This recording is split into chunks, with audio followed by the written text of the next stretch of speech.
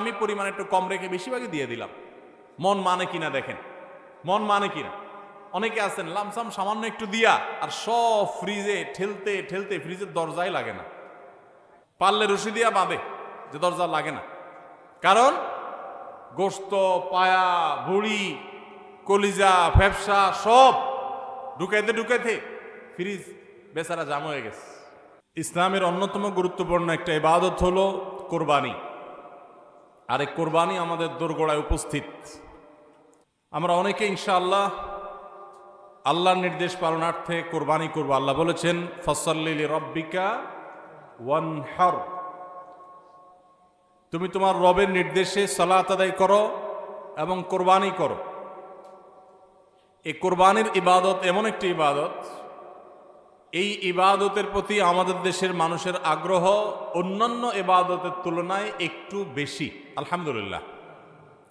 তুলনামূলকভাবে অন্য অনেক ইবাদতের চাইতে কোরবানি করার ব্যাপারে আমাদের আগ্রহ একটু বেশি। এটার বিশেষ কারণ আছে।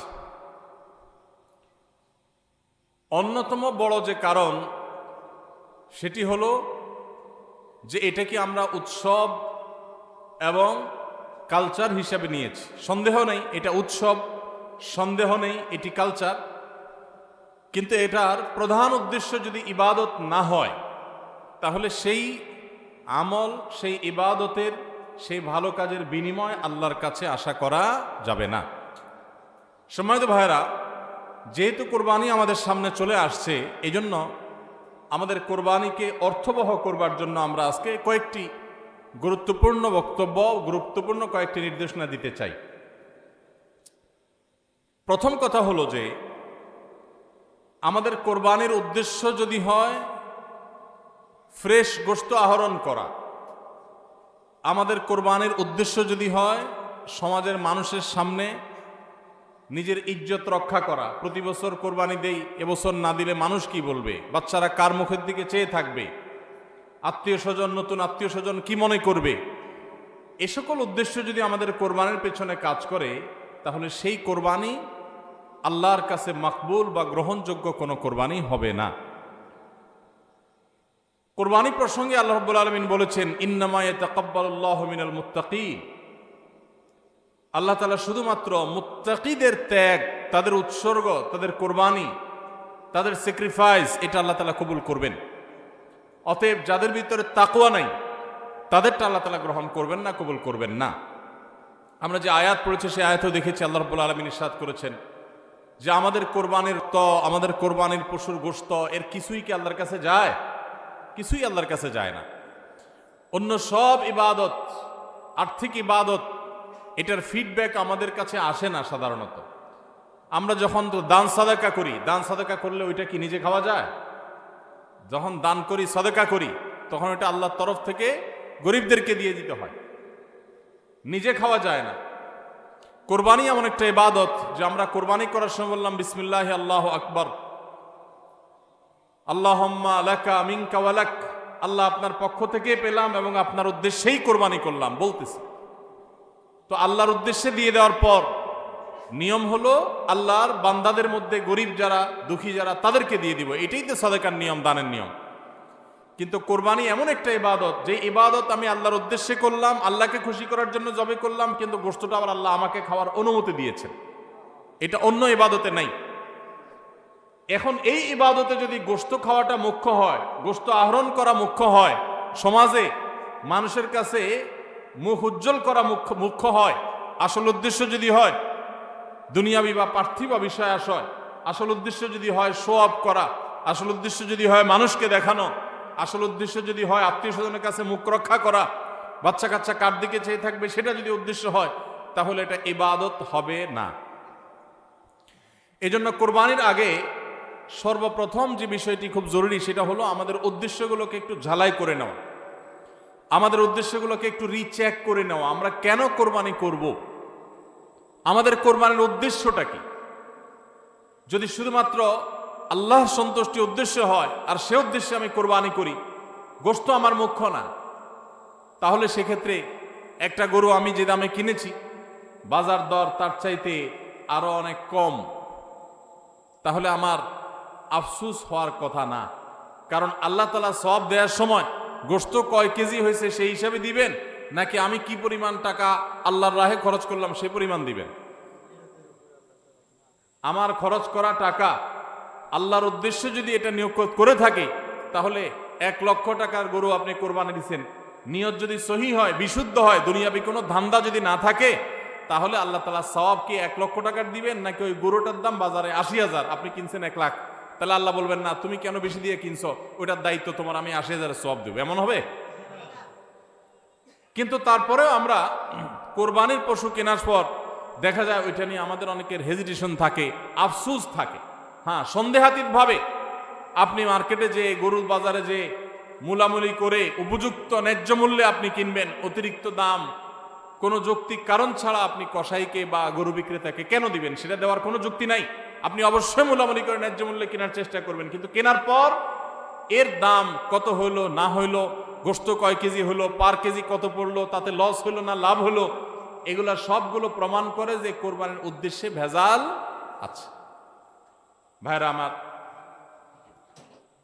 আমরা কোরবানি সাধারণত বেশিরভাগ মানুষ গরু দিতে পছন্দ করি। এর অনেক কারণ আছে অবশ্য। আমাদের দেশে ছাগল উৎপাদন হয় খুব কম, নানা কারণে ছাগল উৎপাদনের জন্য আমাদের এই দেশ, পৃথিবীর অনেক দেশে ছাগল অনেক বেশি উৎপাদন করা যায়। বৃষ্টি বাদল এবং ঝড় তুফানের দেশে ছাগল উৎপাদন করা নানা কারণে কঠিন, যার কারণে গরু উৎপাদন বেশি হয়, আমরা গরু কোরবানি বেশি করি। এটা দোষের কিছু না, বরং এটা স্বাভাবিক। কিন্তু আমাদের অনেকের হয়তো গরু কোরবানি করার মতো সাধ্য নাই, ছাগল কোরবানি করার সাধ্য আছে। তারপরও দেখা যায় হাওলাত বরাত করে হলেও গরু কোরবানি দেই। কেন? কারণ ছাগল কোরবানি দিলে আশেপাশে মানুষ কি বলবে? এরকম জিনিস আমাদের মধ্যে আছে না নেই? যে এত বড় লোক মানুষ, এতদিন তো জানতাম পয়সা কড়ি আছে, উনি আবার ছাগল কোরবানি দিল, তাহলে চোখ মুখ মানুষের সামনে কেমনে দেখাবে?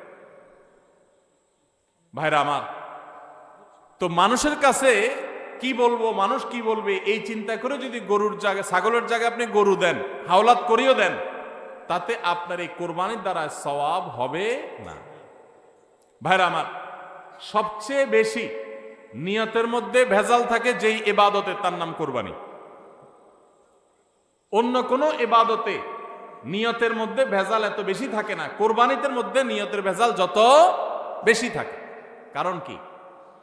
কারণ হলো ওই যে কোরবানি করার পর এটার ফিডব্যাক, এটার উপকারিতা, গোশতগুলো, এগুলো সব নিজেই ভোগ করে মানুষ, আপনার কাছে আবার ফিরে আসে। এই জন্য নিয়তের মধ্যে ভেজালের সম্ভাবনা অনেক বেশি থাকে। ভাইরা আমার, আমাদের প্রিয় নবী সাল্লাল্লাহু আলাইহি সাল্লাম তিনি কিন্তু গরু কিংবা ওঁট দিয়ে কোরবানি দেন নাই। এর মানে এইটা না যে গরু বা ওঁট দিয়ে কোরবানি দিলে সওয়াব কম হবে, এটা না। উদ্দেশ্য হলো যে ছাগল, দুম্বা, ভেড়া এরকম ছোট পশু দিয়ে কোরবানি তিনি দিয়েছেন, সাহাবা একরাম অনেকে দিয়েছেন।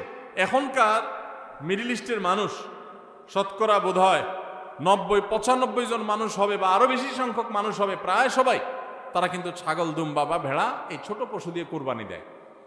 আমাদের দেশে আমরা বড় পশু অর্থাৎ গরু দিয়ে কোরবানি দেই, সেটার যৌক্তিক কারণ আছে। আমি বলেছি যে আমাদের দেশে গরু উৎপাদন করা যত সহজ হয়, ছাগল উৎপাদন করা এত সহজ হয় না, নানা কারণে গরুর, ছাগলের চাইতে গরুর উৎপাদন বেশি হয়, সেই হিসাবে আমরা করি, ঠিক আছে। কিন্তু যদি উদ্দেশ্য হয় বড় পশু কোরবানি করে আমি বড় কোরবানি দাতা জাহির করব নিজেকে, তাহলে এর মাধ্যমে সওয়াব হওয়া তো দূরের কথা, মানুষ দেখানো ইবাদত করার কারণে শিরকে আসগরের গুনাহ হওয়ার আশঙ্কা আছে। আমার কথা কি বুঝাইতে পারছি? ভাইরা আমার, আমাদের দেশে বাস্তবতা হলো কিছু নেককার মানুষ আছেন, আল্লাহ তাআলা পয়সা করে দিয়েছেন, হালাল টাকা, আবার আল্লাহর উদ্দেশ্যে বড় পশু কুরবানি করে গরিব দুঃখীকে গোশত খাওয়ায়, গরিবদের পুষ্টির যোগান হয়, এরকম নেক উদ্দেশ্যওয়ালা মানুষ আছে আলহামদুলিল্লাহ। কিন্তু এই সীমিত সংখ্যক মানুষ ছাড়া সাধারণত গরুর সাইজ যত বড় হয় নিয়তের ভেজাল তত বেশি হয়। আমি কি আপনাদের বুঝাতে পারছি? সাধারণত গরুর সাইজ যত বড় হয় নিয়তের ভেজাল তত বেশি হয়। সব ক্ষেত্রে এটা প্রযোজ্য না। অনেক নেককার মানুষ আছেন যে গরুর সাইজে বড়, মাশাআল্লাহ নিয়তটাও খালেস, আবার উপার্জন হালাল, এরকম আল্লাহর বান্দাও আছেন, কিন্তু তাদের সংখ্যা খুবই কম। সাধারণত গরুর আকার যত বড় হয় এই বেশিরভাগ এই শ্রেণীর কোরবানি দাতাদের নিয়তে ভেজাল বেশি। আপনি ঢাকা চলে যাবেন, গুলশান, বাড়িধারা, ঢাকার একেবারে এলিট শ্রেণীর মানুষের বসবাস যে সমস্ত এলাকা, সে সমস্ত এলাকায় দেখবেন এক এক বাড়ির ভিতরে গ্যারেজে বিশাল বড় বড় 3টা 4টা 5টা গরু, এক একটা 4 লাখ 3 লাখ 5 লাখ এরকম দামের গরু। এই বাড়িওয়ালাদের বেশিরভাগ লোকদেরকে দেখবেন জীবনে এরা মসজিদের ধারে কাছেও যায় না, কিন্তু কোরবানিটা করে মাশাআল্লাহ। কারণ কি? একে তো কোরবানি করে গরিব দুঃখী লাইনে দাঁড়ায় থাকবে, আপনার চেয়ারে বসে বসে গরিব দুঃখীরে কোরবানি গোশত দেব, ভালোই তো লাগে। একটা বাকাওয়াতি জাহির হয়, দানবীর সেটা জাহির করা যায়, উৎসব হয়, আনন্দ হয়। আমি আগে বলেছি কোরবানি এটা উৎসব, কোরবানি একটা ইবাদত, এটা ইসলাম এবং মুসলমানদের সংস্কৃতি, সন্দেহ নেই। কিন্তু সব কিছুর উপরে ইবাদতের মানসিকতা প্রাধান্য থাকতে হবে। কারণ ইব্রাহিম আলাইহিস সালাম যে কোরবানি করেছিলেন, সেই কোরবানি মূলত আল্লাহর নির্দেশ পালনার্থে করেছিলেন। তিনি মূলত আল্লাহর কাছে প্রমাণ করেছেন বা আল্লাহর কাছে প্রকাশ করেছেন যে আল্লাহ যত আদেশ করেন, যত নিষেধ করেন সব তিনি মানবেন। এমনকি নিজের সন্তানকে কোরবানি করার নির্দেশ আল্লাহ করার পর সেটাও মানতে তিনি প্রস্তুত হয়েছেন। আল্লাহ সন্তান কোরবানি হইতে দেন নাই, কিন্তু তিনি পরীক্ষায় পাশ করে ফেলেছেন। এই কোরবানি আমাদেরকে শিক্ষা দেয় আল্লাহর আদেশ নিষেধ আমার যুক্তিতে ধরুক আর না ধরুক, আমার বুঝে খাটুক বা না খাটুক, আমার পক্ষে যাক আর বিপক্ষে যাক, আমার ভালো লাগুক আর না লাগুক, সর্বাবস্থা আমি আল্লাহর আদেশ নিষেধ মেনে চলবো। এটাই হলো কোরবানির প্রধান শিক্ষা। আল্লাহ তাআলা আমাদের সবাইকে সেই শিক্ষা মাথায় রেখে শুধুমাত্র আল্লাহকে খুশি করার উদ্দেশ্যে কোরবানি করার তৌফিক দান করুন। মেয়ে বিয়ে দিয়েছেন বা ছেলে বিয়ে করাইছেন, ব্যয়ের বাড়ি থেকে মেহমান আসবে, ব্যয়েরা জিজ্ঞেস করবে ব্যয় কি কোরবানি দিচ্ছেন, একটা ব্যাপার সেপার আছে। তখন যদি বলেন যে ব্যয় সাহেব এবার টাকা পয়সা হাতে নাই, সেজন্য এবার কোরবানি দিব না, তাহলে মুখ থাকে। এই জন্য একটা কোরবানি দেওয়া লাগে। এই কোরবানি কি ব্যয় হিসাবের জন্য হলো না আল্লাহর জন্য হলো? এই ব্যয় হিসাবের জন্য কোরবানি করলে সেটা সওয়াব হবে না, বরং শিরক হবে, শিরকে আসগর। এটাকে শিরকে আসগর বলা হয়। আল্লাহ তাআলা আমাদের সবাইকে আল্লাহকে খুশি করার জন্য কোরবানি করার তৌফিক দান করুন। আল্লাহকে খুশি করার জন্য যে কোরবানি করছেন, মাঝে মধ্যে একটু অ্যাসিড টেস্ট করবেন। অ্যাসিড টেস্ট বলবো, ধরেন আপনি প্রতি বছর গরু কোরবানি করেন, এক বছর হঠাৎ করে ছাগল কোরবানি করেন, ছাগল কোরবানি করেন। আপনি বলবেন এবছর তাহলে তো গরু গোশত দিতে পারবো না, তো আরো কয়েকটা ছাগল কিনে কোরবানি আরো বেশি করা যায়। তো একজনে একটা বেশি করলে সমস্যা নাই। ছাগল অনেকগুলো কিনে গরিব দুঃখীদেরকে দিয়ে দেন, তারা কোরবানি করে, তারা গোশত খায় ফেলাকে আপনার তরফ থেকে কোরবানি হয়ে যাবে। আপনি একটা ছাগল করেন, দেখেন এটা মানাইতে পারেন কিনা নিজেরই। যদি কোনো অসুবিধা না হয় মানাইতে, তাহলে আলহামদুলিল্লাহ আল্লাহ শুকর আদায় করতে পারেন যে আপনার নিয়তের মধ্যে বোধহয় ভেজাল নাই। আর যদি মনে হয় না প্রতি বছর গরু দেই, এবার ছাগল দিলে কেমনে হয়, মানুষ কি বলবে, তাহলে বুঝতে হবে ডাল মে কুচ কালা নেই, পুরা হি কালা হয়। আল্লাহ তাআলা আমাদের সবাইকে ইখলাসের সাথে, তাকওয়ার সাথে কোরবানির এই আমলটি সম্পাদন করার তৌফিক দান করুন। ভাইরা আমার, কোরবানির সামনে আসছে, এখন থেকে আমরা একটু পরিবারের সদস্যদেরকে নিয়ে বসি, বাচ্চা সহ ফ্যামিলির সব সদস্যরা একটু বসেন, মশওয়ারায় বসেন, পরামর্শ মজলিসে বসেন, বসে জিজ্ঞাসা করেন আমরা আসলে কোরবানিটা কেন করতেছি। গোশত খাওয়া, ফ্রেশ গোশত আহরণ করা, মানুষের সামনে নিজেদের মুখ উজ্জ্বল করা, কি ধান্দা, উদ্দেশ্য কি? একজন একজন করে সবাই মতামত নেন এবং এটা নিশ্চিত করেন যে আমরা আল্লাহর জন্যই কোরবানি করছি। এটা কিভাবে নিশ্চিত করব? একটা তো বললাম যে বিশাল বড় গরু কোরবানি করেন সব সময়, এবার একটু ছাগল কোরবানি করেন, দেখেন তো মনে মানাইতে পারেন কিনা। কারণ আপনি বলবেন ভাই গরু কোরবানিতে অনেক টাকা লাগে, ছাগলে তো অনেক কম টাকা লাগে, তাহলে এই কোরবানি ওইটার চাইতে কিভাবে উত্তম হয়? আমি উত্তম বলতেছি না, আমি বলতেছি যে আপনার নফস, আপনার মন মানে কিনা যে আমি গরুর জায়গায় ছাগল কোরবানি করলেও তো হবে, হবে না হবে না? কেউ যদি ছাগল কোরবানি করে তার কোরবানি হবে কি হবে না? হবে। কোরবানি ছাগলও করা যায়, গরুও করা যায়, বেড়াও করা যায়, দুম্বাও করা যায়, মহিষ দিয়েও করা যায়, উট দিয়েও করা যায়। এসব পশু দিয়ে কোরবানি করা যায়। অতএব আপনি এবছর একটু ছাগল দিয়ে করেন, বাকি গরু কেনার যে আরো বাজেটের টাকা ছিল সেগুলো দিয়ে আরো কয়েকটা ছাগল কিনে গরিব মানুষকে দিয়ে দেন। ওটা যাতে এলাকা মানুষ টেন না পায়, অন্য এলাকায় দিয়ে দেন। আমরা সুন্নাহ ফাউন্ডেশনের তরফ থেকে সারা দেশে বিভিন্ন জায়গায় জায়গায় কোরবানি করি। অনেক প্রবাসী আছেন, অনেকে ইউরোপ আমেরিকার এমন এমন দেশে আছেন সেখানে কোরবানি চাইলেও করা যায় না, সুযোগ নাই। বা দেশে অনেকে আছেন যে তার হয়তো সে সুযোগ নাই, ক্যাপাসিটি নাই, নানা কারণে সুবিধা অসুবিধা আছে। তো আমরা তাদের তরফ থেকে কোরবানি করে দেশের বিভিন্ন গরিব দুঃখীদের আপনার বাসা বাড়িতে আমরা তাদের ঘরে ঘরে গোশত পৌঁছাই দিই। তো আপনি গরুর বাজেটের টাকা দিয়ে একটা ছাগল কিনে বাকি টাকা দিয়ে এরকম ছাগল কিনে মানুষকে দান করে দেন, জবাই করে অন্য মানুষকে গোশত দিয়ে দেন। এলাকা দিলেন না, মানুষ টের পারো না, তাহলে মনকে মানাতে পারেন কিনা দেখেন। এটা হলো অ্যাসিড টেস্ট। আমি বলতেছি না সবসময়, মাঝে মধ্যে এরকম করে দেখেন যে মন মানে কিনা। যদি দেখেন যে না মন মানে, তাহলে আলহামদুলিল্লাহ ভাইরা আমার। আর একইভাবে মাঝে মধ্যে আমার কোরবানি আমি জবাই করলাম, গোশত সব দিয়ে দিলাম, ফ্রিজে খুব একটা ভরলাম না, অল্প স্বল্প রাখলাম। কারণ আল্লাহ তাআলা বলেছেন ফাকুলু মিনহা ওয়া আতি'মুল বাঈসাল ফাকির ফাকুলু মিনহা ওয়া আতি'মুল কানি'a ওয়াল মু'তার। কোরবানি গোশত নিজেও খাবো, গরিব দুঃখীকেও খাওয়াবো, যে চায় তাকেও দিব, যে চায় না আত্মীয় স্বজন তাদেরকেও দিব। অতএব মুস্তাহাব এই তিনও ভাগে ভাগ করা, কিন্তু এটা ফরজ ওয়াজিব না। তাহলে আমি পরিমাণ একটু কম রেখে বেশিরভাগই দিয়ে দিলাম। মন মানে কিনা দেখেন, মন মানে কিনা। অনেকে আছেন লামসাম সামান্য একটু দিয়া আর সব ফ্রিজে ঠেলতে ঠেলতে ফ্রিজের দরজাই লাগে না, পারলে রশি দিয়া বাঁধে যে দরজা লাগে না। কারণ গোশত, পায়া, ভুড়ি, কলিজা, ফ্যাপসা সব ঢুকাইতে ঢুকাইতে ফ্রিজ বেচারা জাম হয়ে গেছে। তাহলে কোরবানি কেন করতেছি? গোশতের জন্য যদি কোরবানি হয়, এই কোরবানি করবাই না, এটা ফুর্তি। কোরবানি তো ত্যাগের নাম। আপনার ভিতরে ত্যাগ কতটা আছে, ত্যাগের মানসিকতা কতটা আছে।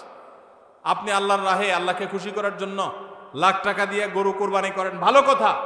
আপনার মধ্যে আসলে ত্যাগের মানসিকতা আছে কি এটা প্রমাণ করার জন্য মাদ্রাসা, নতুন মাদ্রাসা হচ্ছে, সেখানে লক্ষ লক্ষ টাকার দরকার আছে, আপনি সেখানে 20,000 50,000 টাকা অকাতরে দিতে পারেন কিনা, এটা অ্যাসিড টেস্ট। সেখানে টাকা বাইর হয় না। কোরবানিতে লাখ টাকা দেন, মাদ্রাসা টাকা দেন না, মসজিদে টাকা দেন না, আরো অনেক দিনের কাজ আছে সেখানে টাকা দেন না। গরিব দুঃখী মানুষ আছে, তাদের দরকার। একজন গরিব তার চিকিৎসা মাত্র 20,000 টাকা হলে হয়ে যায়, আপনি 20,000 টাকা দিতে পারেন কিন্তু দেন না, 2,000 দেন, 500 টাকা দেন, কিন্তু কোরবানির সময় মাশাআল্লাহ 1 লাখ টাকার গরু কিনেন। যদি আল্লাহর জন্যই হয়, স্যাক্রিফাইসও যদি হয়, কোরবানিও করেন, ওখানেও দেন, কিন্তু কোরবানির সময় আসেন ওখানে নাই, তাহলে আপনার এই কোরবানিটা কি আল্লাহর জন্য হচ্ছে না নিজের জন্য হচ্ছে, আল্লাহর খুশির জন্য হচ্ছে না অন্য কোনো উদ্দেশ্য হচ্ছে? এই প্রশ্ন জোরালোভাবে আমাদের অবশ্যই রাখতে হবে। ভাইরা আমার, এর মানে আবার কেউ এটা বুঝেন না যে কোরবানি কম হোক আমরা সে চেষ্টা করব না, কোরবানি আরো বেশি বেশি করার চেষ্টা করবেন। কোরবানি যত বেশি হবে তত আমাদের সব দিক থেকে লাভ। যারা কোরবানি বিদ্বেষী, সেকুলার, বিশেষ করে এক শ্রেণীর মুসলিম বিদ্বেষী নাস্তিক আছে, কোরবানির মৌসুম আসলেই দেখবেন এদের পাখা গজায়। এরা দেখবেন গরুর প্রতি মায়া এত বেশি, এত দরদ, তারা বলে আরে এতগুলো গরু জবাই করে ফেলা হবে, এই গরুগুলোর ভিতরে প্রাণ আছে, কত নির্মমতা। এরকম দেখবেন এরা এখন থেকে, এই কদিন পর থেকে দেখবেন সোশ্যাল মিডিয়াতে, ফেসবুকে তাদের এই সমস্ত জিগি শুরু হয়ে যাবে, আছে না নাই? এরা আবার সকাল বিকাল বিফ ছাড়া, মাটন ছাড়া, অর্থাৎ গরু গোশত আর খাসি গোশত ছাড়া, মুরগির গোশত ছাড়া তাদের নাস্তাও চলে না।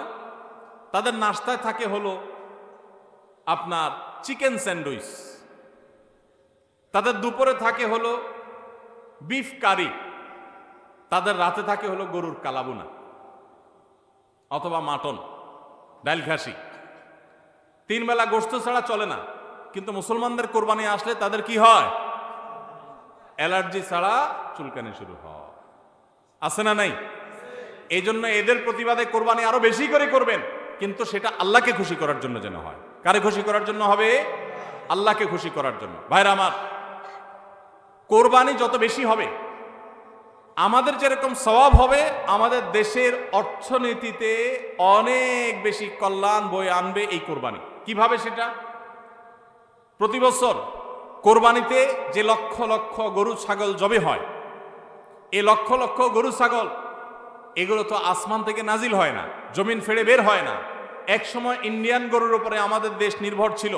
আলহামদুলিল্লাহ গত বেশ অনেক বছর ধরে আপনারা দেখেন যে আমাদের দেশীয় গরু দিয়েই আমাদের কোরবানির ম্যাক্সিমাম চাহিদা প্রায় পূরণ হয়ে যায়। ইন্ডিয়ান গরুর উপরে এখন আর আমাদের কোরবানি নির্ভর নয়। এই যে গরুগুলো উৎপাদন হচ্ছে, আপনি উত্তরবঙ্গে গেলে দেখবেন, আমি যাই বিভিন্ন সময়, সিরাজগঞ্জ যাবেন, পঞ্চগড় যাবেন, ঠাকুরগাঁ যাবেন, দিনাজপুর যাবেন, বিভিন্ন জায়গায় যাবেন উত্তরবঙ্গে, দেখবেন যে কৃষকরা তারা অনেকে গরু পালন করছেন। আমরা সুন্নাহ ফাউন্ডেশন থেকে যখনই কোনো বিধবাকে, কোনো গরিব অসহায় মানুষকে স্বাবলম্বী করার জন্য বলি আপনাকে কোন জিনিসটা কিনে দিলে আপনার বা ভালো হয়, আপনি সেটা দিয়ে উপার্জন করতে পারবেন। বেশিরভাগ বিধবারা, বেশিরভাগ অসহায় মানুষেরা তারা বলে একটা গরুর বাছুর কিনে দেন, একজোড়া ছাগল কিনে দেন, তাহলে এগুলো আমি সারা বছর বড় করব। এগুলো বড় করতে আমার কোনো ঝামেলা নাই। দোকানদারি করা অনেক ঝামেলার কাজ, চ্যালেঞ্জের কাজ, বাকি চলে যায়, টাকা তোলা যায় না, এগুলো সহজ। এই বাছুরটাকে আমি ঘাস খাওয়ায় বড় করব। কোরবানি মৌসুম আসলে এই 20,000 30,000 টাকা দিয়ে কেনা বাছুরটা আমি 70,000 80,000 টাকা বিক্রি করব, ডাবল হয়ে যাবে, আমার লাভ হবে। তাদের জন্য এটা সহজ। তো কোরবানির এই ইবাদতটা মুসলমানরা যেটা করেন এদেশে, এটার মাধ্যমে এদেশের আর্থ সামাজিক উন্নতি হয়। লক্ষ লক্ষ হাজার হাজার কৃষকের, পশুপালনকারীদের তাদের উপার্জনের মাধ্যম হয়। কোটি কোটি টাকা, মিলিয়ন মিলিয়ন টাকার ডিলিংস হয়, লেনদেন হয়, যেটা জাতীয় অর্থনীতির চাকা এটাকে ঘোরাতে সাহায্য করে।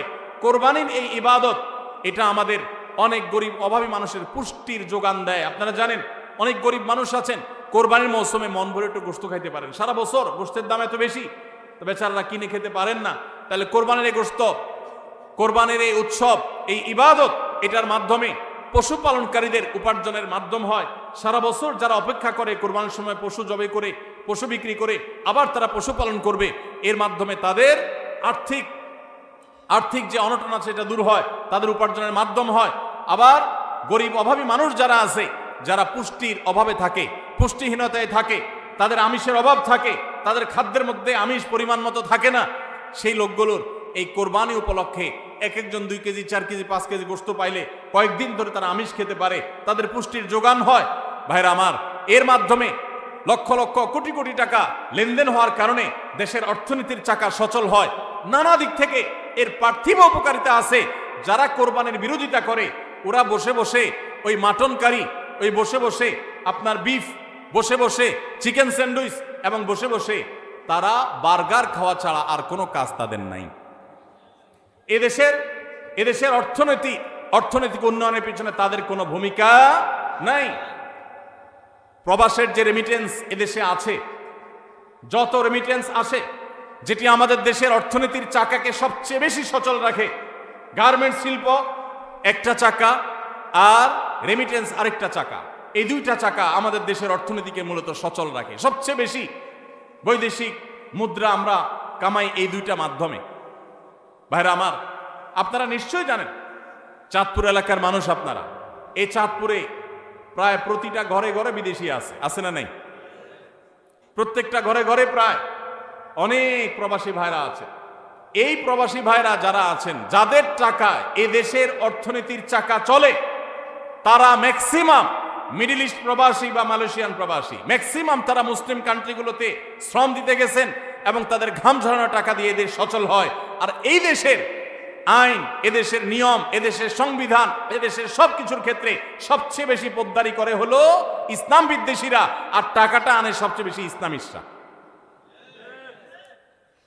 যত মধ্যপ্রাচ্য প্রবাসীরা টাকা আনে, তাদের 99% তারা আলহামদুলিল্লাহ ইসলামকে ভালোবাসে, মহব্বত করে। আমি 10 বছর সৌদি আরবে প্রবাসী ছিলাম, আমি জানি। আমি মিডল ইস্টের বিভিন্ন দেশ ঘুরে ঘুরে প্রবাসীদের ব্যক্তিগত জীবন, তাদের চিন্তা দর্শন, এগুলোকে কাছে থেকে দেখার সুযোগ আমার হয়েছে। প্রবাসীদের যে টাকা এদেশের অর্থনীতির চাকা সবচেয়ে বেশি সচল থাকে। আমি ইউরোপ আমেরিকায় থাকা প্রবাসী ভাইদের প্রতি শ্রদ্ধা রেখে বলছি, তাদের মধ্যে অনেকে আছেন যারা দেশকে ভালোবাসেন, কিন্তু ম্যাক্সিমামের অবস্থা হলো যে তারা যদি ওই সমস্ত দেশে একবার যেতে পারে, তাহলে দেশের জমি জমা, বাড়ি গাড়ি যা আছে এগুলো বিক্রি করে ডলার করে হুন্ডির মাধ্যমে নিয়ে যায়। কারণ ওই দেশে তার একটা বাড়ি কেনা লাগবে, কারণ সে সেখানকার নাগরিক হয়ে যায়। আর মিডল ইস্টে যারা যায় তারা নাগরিক হইতে পারে না, এই জন্য ওখান থেকে একটা রিয়াল একটা দিরহাম পারলে ওইটা বাঁচিয়ে দেশে পাঠায়, ঠিক না বে ঠিক? অতএব কোরবানির উৎসবের মাধ্যমে দেশের অর্থনীতির চাকা সচল হয়, প্রবাসীদের কষ্টার্জিত আয়ের মাধ্যমে দেশের অর্থনীতির চাকা সচল হয়। এদেশের অর্থনীতির চাকা সচল হওয়ার পেছনে সবচেয়ে বেশি ভূমিকা যাদের, তাদের বিরুদ্ধাচরণকারী যাদের কোনো ভূমিকা নাই, বসে বসে বার্গার খাওয়া ছাড়া, চিকেন আর বিফ কাট আপনার মাটন খাওয়া ছাড়া যাদের আর কোনো কাজ নাই, এরাই কোরবানি আসলে গরুর জন্য মায়া কান্না শুরু করে। এজন্য এদের প্রতিবাদে আরো বেশি বেশি করে কোরবানি করবেন। আপনাদেরকে কোরবানি কম করতে বলি নাই, কিন্তু কোরবানির উদ্দেশ্য যেন হয় আল্লাহকে শুধু খুশি করা, সেটা নিশ্চিত করতে হবে। সবাই চেষ্টা করবো তো ইনশাআল্লাহ? আল্লাহ আমাদের সবাইকে আল্লাহর উদ্দেশ্যে কোরবানি করার তৌফিক দান করুন। তাহলে কোরবানি আসার আগে আগে নিজেকে নিজে জিজ্ঞাসা করবেন, পরিবারের সদস্যরা বসে নিজেদের মধ্যে পর্যালোচনা করবেন যে আমরা কোরবানিটা কেন করছি, আমাদের উদ্দেশ্যটা কি। আমাদের উদ্দেশ্য হবে আল্লাহর নির্দেশ পালনার্থে আমি আমার অর্থ করি এটা ব্যয় করলাম। একটা পশু কিনলাম, ঈদের আগের রাতে কিনবেন না, পারলে 2-4 দিন আগে কিনবেন। যত বেশি আগে কিনতে পারেন তত ভালো। কিনলে ওই পশুটাকে আপনি নিজে হাতে খাওয়াবেন, গোসল করাবেন, ওইটাকে পরিপালন করবেন, প্রতিপালন করবেন, ওটার প্রতি একটা মায়া হবে। এরপরে সেই পশু যখন জবে হবে নিজের কাছে একটু খারাপ লাগবে, এটা এক ধরনের স্যাক্রিফাইস। ফজর নামাজ যখন পড়বো মনে চায় না, তারপরেও কষ্ট করে উঠে পড়বো, এটা স্যাক্রিফাইস। তো কোরবানির এই ইবাদত আমাদেরকে স্যাক্রিফাইস এবং ত্যাগ শিখায়। আল্লাহকে সন্তুষ্ট করার জন্য আমরা যেই কোনো ধরনের স্যাক্রিফাইস করার চেষ্টা করব। আল্লাহ আমাদের সবাইকে তৌফিক দান করুন। ভাইরা আমার, আমাদের কোরবানি যেন অর্থবহ হয়, বিশুদ্ধ হয়, এবং আমাদের কোরবানি যেন ত্রুটি মুক্ত হয়, এই ইবাদতের সওয়াব যেন আমরা আল্লাহর কাছে লাভ করি। সেজন্য দ্বিতীয় যে পরামর্শ দিতে চাই বা যে দ্বিতীয় আমলটি কথা বলতে চাই সেটি হলো, কোরবানির পশু এটা যারা বানাবে সে সমস্ত কসাইদেরকে উপযুক্ত মজুরি আমরা দিব, তাতে কোনো কার্পণ্য করব না, কিন্তু মজুরি হিসাবে দেওয়া যাবে না। কোরবানির পশুর গোশত যদি মজুরি হিসাবে দেন তাহলে সেটা জায়েজ হবে না, আপনার কোরবানি হবে না। তো যেটা বলছিলাম যে কোরবানির পশুর গোশত এটা যে কসাইরা বানায়, সেই কসাইদেরকে কোরবানির পশুর গোশত থেকে কিছু দেওয়া যাবে না। এখন আপনি বলবেন, ভাই কেমন কথা, যেই বেচারা কোরবানির পশুটা জবে করলো, সরি গোশতটা প্রস্তুত করলো, চামড়াটা ছিললো, এত কষ্ট করে বানাইলো, গোশতগুলো সব নিয়ে বাসাতে উঠে যাবো আর তার কিছুই দিব না, কেমন হয়? দেখতে মনে হচ্ছে এটা অমানবিক না? আসলে কাহিনী ভিন্ন। কাহিনী কি? কাহিনী হলো, কোরবানির পশু আমরা যখন জবাই করলাম বিসমিল্লাহ আল্লাহু আকবার আল্লাহুম্মা মিনকা ওয়ালাক, এটা যখন জবাই করলাম আল্লাহর নামে, তখন এই পশু আল্লাহর নামে জবে হয়ে গেছে। এটা মূলত যেটা বললাম গরিব দুঃখীকে দেওয়ার কথা। কারণ আমরা যখন যাকাত দেই, সাদেকা দেই, তখন কি ওটা নিজে খেতে পারি? আর তাহলে কোরবানির গোশত তো খাইতে পারার কথা না, কিন্তু আমরা খাইতে পারতেছি কেন? আল্লাহ তাআলা এই একটা আর্থিক ইবাদত আল্লাহ কবুল করেছেন। আমরা যখন সহি নিয়তে যদি করে থাকি আল্লাহ কবুল করে, এরপর বলেন ঠিক আছে তোমাকে দিলাম, তুমি খাও আমার তরফ থেকে, আল্লাহর তরফ থেকে এবার আমি খাই। তো এই কোরবানির গোশত এটা বিক্রি করা জায়েজ আছে না জায়েজ নাই? না জায়েজ। কেন জায়েজ নাই? কারণ এটা তো ওই যে আল্লাহ আমাকে হাদিয়া দিয়েছেন গ্রহণ করার জন্য, আল্লাহর নামে দিয়ে দিয়েছি, এটা আমি বিক্রি করার সুযোগ নেই। এখন কসাইকে যদি আমি গোশত দেই পারিশ্রমিক হিসাবে, তাহলে এটা একরকম বিক্রি করার মতো হয়। কিভাবে? তিনি কষ্ট করেছেন, তাকে তার বিনিময়ে দিলাম, তাহলে বিক্রি করার মতোই হলো। আমি গোশতটা তাকে একটা বিনিময় নিয়ে দিলাম, গোশত দিয়ে টাকা নিলাম, বিক্রি করা এটা, এখানে গোশত দিয়ে শ্রম দিলাম, একই জিনিস। এই জন্য এটা জায়েজ নাই। তাহলে কি করবেন? কসাইকে তার ন্যায্য মূল্য দিবেন, একটা গরু বানানোর জন্য যা লাগে তা পুরাটা দিবেন, এবং আগে ভাগে এগুলো চুকায় নিবেন। মুশকিল হলো কসাইরা জানে যে একটা গরু বানাইতে হয়তো বাজার দর অনুযায়ী সে 10,000 টাকা নিত, এখন সে 8,000 রাজি হয়ে গেছে। কেন 8,000 রাজি হয়ে গেছে? কারণ সে জানে তার সাথে আরো যে 3-4 জন থাকবে, সবাইরা আপনি কমপক্ষে এই 4 জনকে যদি 2 কেজি করে বা 3 কেজি করে গোশত দেন, তাহলে 3-4 12 কেজি হবে। তো 12 কেজি গোশতের বাজারের দাম কত? হ্যাঁ, তাহলে চিন্তা করবে সে যে আমার তো এই দিক দিয়ে 2,000 টাকা ছাড় দিলাম আর পাইলাম তার চাইতে আরো অনেক বেশি। এই জন্য কসাই কম টাকা রাজি হয়ে যাবে। কসাইকে এই জন্য আগে ভাগে বলে দিবেন, শুনেন, কথা শুনেন ভালো করে, গোশত কিন্তু আপনাকে এক পিছু দেব না, আপনি কত নিবেন সেটা আপনি চুকান, আমার খাটলে নেব, না হলে অন্য কসাইয়ের সাথে আলাপ করব, কিন্তু আগে মাথায় এটা রাখেন, আপনারা কিন্তু আমি গোশত দেব না, টাকা যা নেওয়ার নিবেন। নবী করিম সাল্লাল্লাহু আলাইহি সাল্লাম আলী রাদিয়াল্লাহু তাআলাকে এটা বলে দিয়েছেন, কোরবানি করার সময় বলে দিয়েছেন, দেখো কসাইকে কিন্তু কোরবানি গোশত দিবা না, কোরবানি গোশত শুধু না, কোরবানি পশুর কোনো কিছু বিনিময় সে দিবা না, তাকে টাকা দিবা আলাদা, যত টাকা লাগে সেটা দিবা, গোশত দিবা না, তাহলে বিনিময় হয়ে যাবে, এটা জায়েজ হবে না, তোমার কোরবানি হবে না। এই জন্য ভাইরা এই জিনিসটা আমাদের সাবধান থাকতে হবে, কসাইকে কোরবানি গোশত বিনিময় হিসাবে দেওয়া যাবে না। হ্যাঁ, কসাই যদি গরিব হয় তাহলে সেক্ষেত্রে অন্য গরিবকে আপনি আধা কেজি করে দিচ্ছেন, কসাইরও আধা কেজি দিতে পারেন, অন্য গরিবকে 1 কেজি করে দিচ্ছেন, কসাইরও 1 কেজি দিতে পারেন, কিন্তু কসাই হিসাবে না। সেটা হলো তিনি যদি কসাইগিরি নাও করতেন তারপরও আপনি তাকে দিতেন যদ্দুর অদ্দুর দিবেন, এর বেশি যদি আপনি দেন এবং সেটা যদি বিনিময় হিসাবে দেন তাহলে কি হবে না, জায়েজ হবে না। এই একটা মাসআলা না জানার কারণে আমাদের অনেকের কোরবানি এটা নিয়ে টানাটানি দেখা দেয়। নাম্বার 3 এবং শেষ পয়েন্ট হলো, কোরবানির পশুর গোশত এটা আপনি আহরণ করতে গিয়ে মাথায় রাখবেন যে কোরবানির পশুর রক্ত, বুড়ির ময়লা, এগুলো যেন আশপাশের পরিবেশটা নষ্ট না করে। আমরা অনেক সময় দেখি কোরবানির ঈদের 2 দিন 4 দিন 5 দিন পর পর্যন্ত রাস্তাঘাট দিয়ে চলা যায় না দুর্গন্ধের চোটে, ঠিক না বেঠিক? এবং কোরবানির মৌসুমে প্রায় বিভিন্ন বছরে দেখি আমরা বন্যা হয়, এই ময়লাগুলো পানির সাথে বিভিন্ন জায়গায় ছড়ায় পড়ে। বিশেষ করে আমাদের বাইরে আশেপাশে রাস্তাঘাট দিয়ে পথচারীরা যখন চলে, আপনার কোরবানির পশুর দুর্গন্ধ, এটার ময়লা, রক্ত, এগুলো যদি আশপাশে পরিবেশ নষ্ট করে, মানুষের নাক ধরে, মানুষ অসুস্থ হয়, নানা রকমের রোগ তৈরি হয়, এখান থেকে নানা রকম রোগবালাই ছড়ায় এবং মানুষের কষ্টের কারণ হয়, তাহলে কোরবানি দিয়ে আপনি সওয়াবের পরিবর্তে গুনাহ হওয়ার আশঙ্কা আছে। এই জন্য নিজ দায়িত্বে আমার পশুর কোরবানির রক্ত গর্ত করে এমনভাবে কোরবানি করব যে সব গর্তে চলে যাবে এবং মাটি চাপা দিয়ে দিব এবং পানি দিয়ে এমনভাবে পরিষ্কার করে দিব, ব্লিচিং পাউডার ইত্যাদি দিয়ে এমনভাবে পরিষ্কার করব যাতে করে আশপাশে কোনো মানুষের কষ্ট না হয়। অনেকে আছেন কোরবানির বুড়ির ময়লাগুলা যেখানে সেখানে ফেলে দিয়ে রাস্তার পাশে উনি বুড়িটা নিয়ে চলে গেছেন, এটা কোনো ভালো মুসলমানের কাজ না, এটা ফাসেক মানুষের কাজ। নবী করিম সাল্লাল্লাহু আলাইহি সাল্লাম ঈমানের শাখা বলতে গিয়ে বলেছেন, ইমাতাতুল আদা আনিত তরিক, ঈমানের একটা শাখা হলো রাস্তায় এমন কিছু যদি কেউ কষ্ট ফেলে রাখে যেটাতে আরেকজনের কষ্ট হয়, সেটা আপনি আরেকজন ফেললে আপনি সরাই দিবেন, এটা হলো ঈমানের দাবি। আর আপনি নিজে যদি ফালান সেই জিনিসটা, যে জিনিসটা মানুষের কষ্ট হয়, তাহলে এটা তো কুফরির অঙ্গ হয়। কথা কি বুঝাইতে পারছি? আমরা অনেকে কোরবানি করি কিন্তু এই জিনিসগুলো খেয়াল করি না যে আমার কোরবানিটাকে অনর্থক করে দিতে পারে, অর্থহীন করে দিতে পারে, সওয়াবের পরিবর্তে গুনাহ হতে পারে। এই জন্য কোরবানির পশুর রক্ত, ময়লা, বুড়ির ময়লা, এই সবগুলোকে আমরা নিজ দায়িত্বে একেবারে পরিষ্কার করে রাখবো। মনে থাকবে তো ইনশাআল্লাহ? আল্লাহ তাআলা আমাদের সবাইকে কোরবানির এই ইবাদতকে আল্লাহকে সন্তুষ্ট করবার উদ্দেশ্যে খালেস এবং বিশুদ্ধ নিয়তে, সহি নিয়তে, এবং এই কোরবানিকে আল্লাহ তাআলা বিশুদ্ধ উপায়ে আমাদেরকে সবাইকে সম্পাদন করার তৌফিক দান করুন। আমাদের কোরবানির পশুর রক্ত বা পশুর কোনো কিছু দুর্গন্ধ বা কোনো কিছু, কোনো ময়লা যেন পরিবেশকে দূষিত না করে, মানুষের কষ্টের যেন কারণ না হয়। আল্লাহ তাআলা আমাদের সবাইকে সে বিষয়গুলোকে মেনে চলার তৌফিক দান করুন। কে কত ভালো কোরবানি করলেন, কে কত ভালো মুসলমান, দায়িত্বশীল মুসলমান, এটা বোঝা যাবে কোরবানির পর পশু যেখানে কোরবানি করেছেন আশেপাশে কোনো জায়গায় কতটা পরিষ্কার আছে না আছে, এটার উপরে।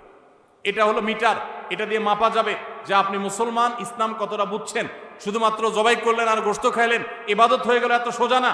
আল মুসলিমু মান সালিম আল মুসলিমুনা মিন লিসানিহি ওয়া ইয়াদিহি, যার হাত মুখ দ্বারা অন্য মুসলমান নিরাপদ থাকে, সেই মুসলমান। আপনার জবাই করা পশুর রক্ত, এটার গন্ধ কয়দিন পরে ছড়াচ্ছে, শুকায় রক্ত গন্ধ বাইর হয়েছে, ময়লা আছে সেগুলো গন্ধ বাইর হয়েছে, তা অন্য মানুষের কষ্ট হচ্ছে, আপনি মুসলমান হতে পারলেন না, আপনার এটা ইবাদত হলো না। এই জন্য এই একটা বিষয় মনে হতে পারে ছোট্ট বিষয়, এই ছোট্ট বিষয়টাই কিন্তু আমাদের ইবাদতকে নষ্ট করে দিতে পারে। আমরা সবাই খেয়াল করবো তো ইনশাআল্লাহ। আল্লাহ তাআলা আমাদের সবাইকে আমল করার তৌফিক দান করুন। জাযাকুমুল্লাহ খাইর।